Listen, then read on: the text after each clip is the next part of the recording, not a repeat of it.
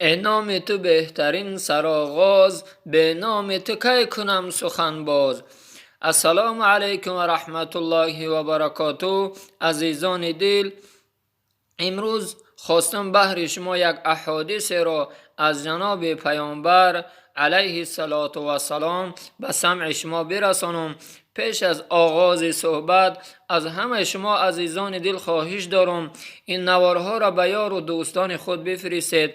اگر یک انسانم، یک برادرم، یک خواهرم اگر اصلاح شود، این بهترین نعمت است از برای ما و شما. پیامبر گرامی اسلام در این حدیث مبارک بر ما و شما عزیزان دل 5 نصیحت میکند که همه پهلوهای زندگی را در بر میگیرد اگر ما تفکر کنیم، اندیشه کنیم. یکم نصیحتی که حضرت کرد این است که میگوید اتقوا المحارم، از آنچه را که الله حرام گردانیده است اگر تو تقوا کنی، دور باشی از اون، می باشی ابعد الناس، یعنی عابدترین مردم در روی زمین می باشی. در این یکم نصیحت پیامبر میگه از حرام، اون حرام اگر سخن حرام باشد یا رفتار حرام باشد یا خوردن حرام باشد، اگر ما پرهیز کنیم در روی زمین عابدترین مردم می باشیم. و دوم نصیحت حضرت این است که میگوید راضی باش به آن رزقی که الله به تو نوشته کرده است، تو می باشی بایترین مردم در روی زمین.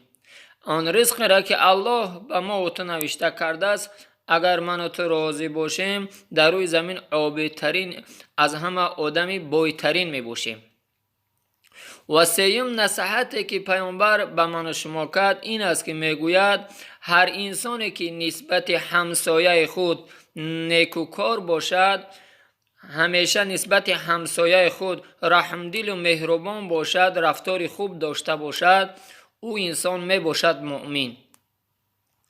و چهارم نصیحتی که پیامبر به من شما کرد میگوید دوست بدار برای مردم آن چیزی را که برای خود دوست میداری، بعدا تو میباشی مسلمان.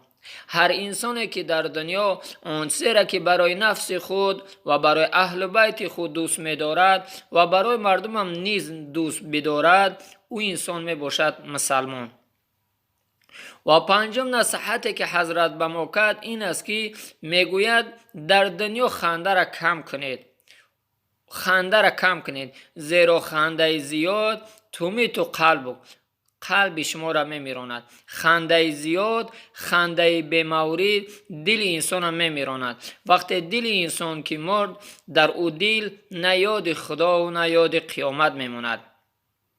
به همین خاطر عزیزان دل به این سخنهای پیامبر از الله متعال خواهان هستم که ما را عمل کردن نصیب و روزی بگرداند و در هر گوشه و کنار دنیا هر مسلمانی که است الله متعال از بلاهای زمین و آسمانی نگهبان شو باشد و الله متعال ما را پیروی قرآن و پیروی سنت پیامبرش همیشه موفق گرداند.